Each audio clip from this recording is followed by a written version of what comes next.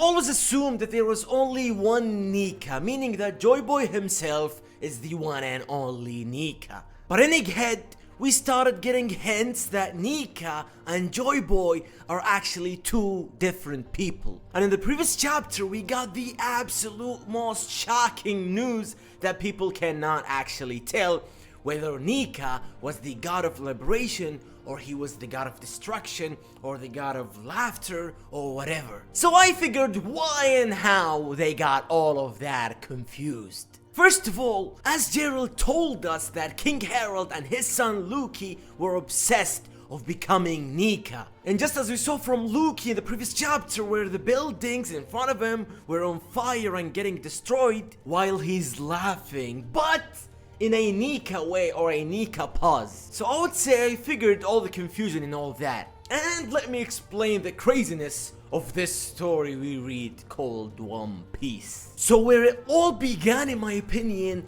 in the whole video of Vegapunk, where he was talking about good, bad, the ugly, okay? So where he was talking about everything basically Vegapunk said in that video was absolutely insane. And one of them, when he started talking about the ancient kingdom and the void century and some of the stuff that the world got destroyed and it got rebuilt again and 200 meters and all of that, okay? So this absolutely meant one thing, that for us readers or viewers or watchers, whatever, that there was the evil creature, which is Imu-sama, and the good man, the awaited man, which is Joy Boy Nika himself, right?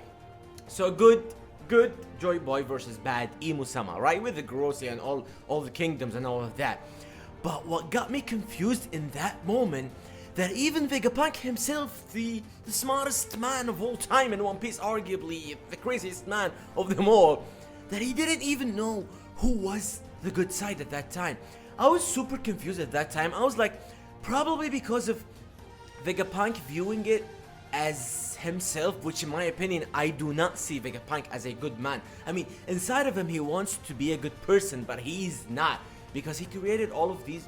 I mean, okay, this is a whole different side of this story, which is Vegapunk himself as a scientist, because of his greed and all of that, he's not a good person, okay? He's not purely a good person.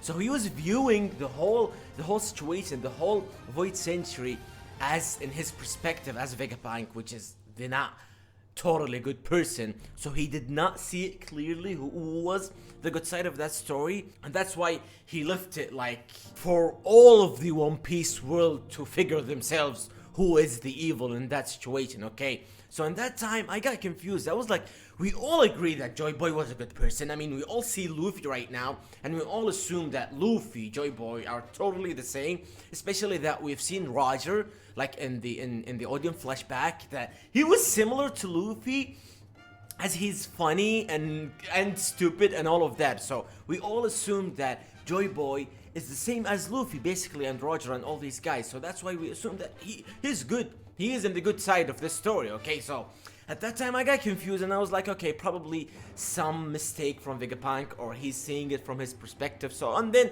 we move on to the previous chapter. The Elbaf citizens were talking about Nika, and when Gerald started talking to Luffy about Nika and all of that, and they started a discourse of Nika, the god of liberation, Nika, the god of destruction, and Nika.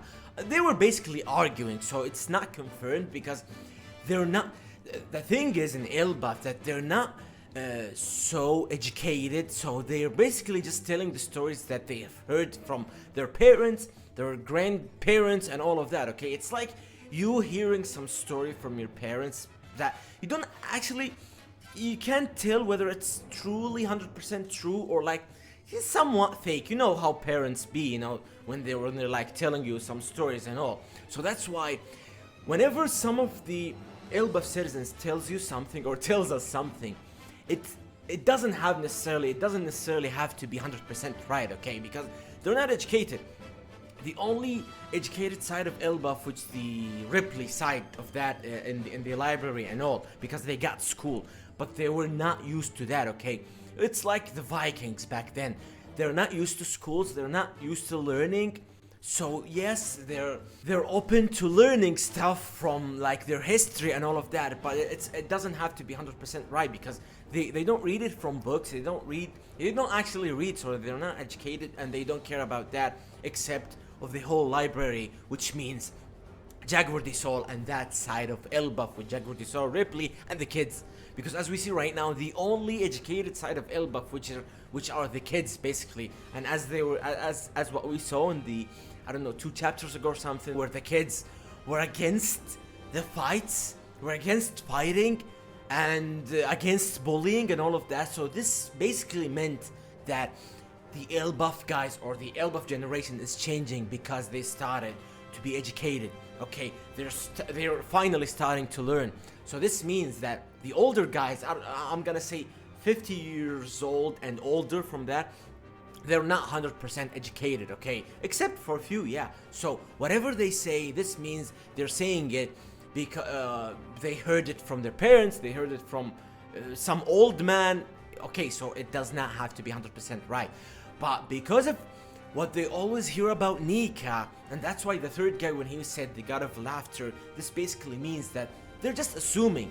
And because they always see it from their, I don't know, let's say comic books or whatever books they got, a picture or a pause of Nika laughing, or stories they always hear about Nika laughing or bringing laughter to people. So that's why that other guy assumed that it's laughter. He is the god of laughter. And that's why the other guy assumed he is the god of destruction, because they heard, or he heard, the news or the information or the fact that the world got destroyed 2 times, and they've seen or they read the name of Nika twice at that time of the world got destroyed. Okay, so that's why they assumed that he is the god of destruction, and we all know the normal Nika, which is the god of liberation.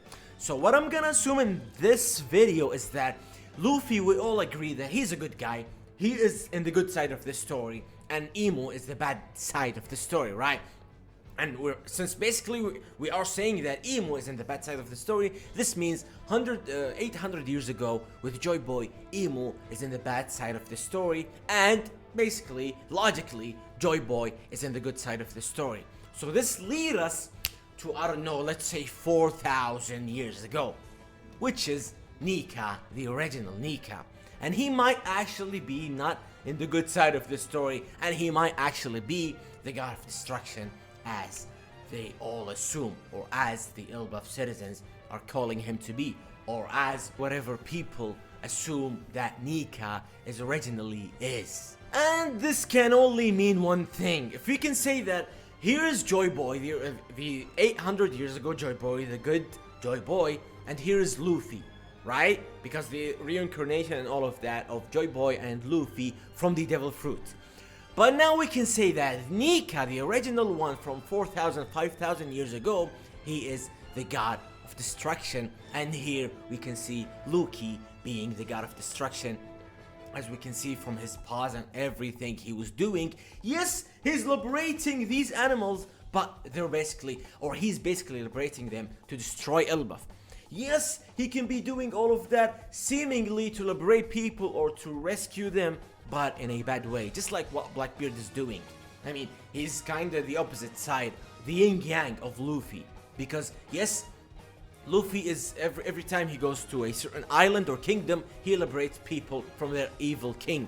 And as Blackbeard, because as we've seen from the Impel Down, he was basically freeing these people, but he was freeing criminals and killers and all of that. So this is basically the yin-yang of Luffy and Blackbeard.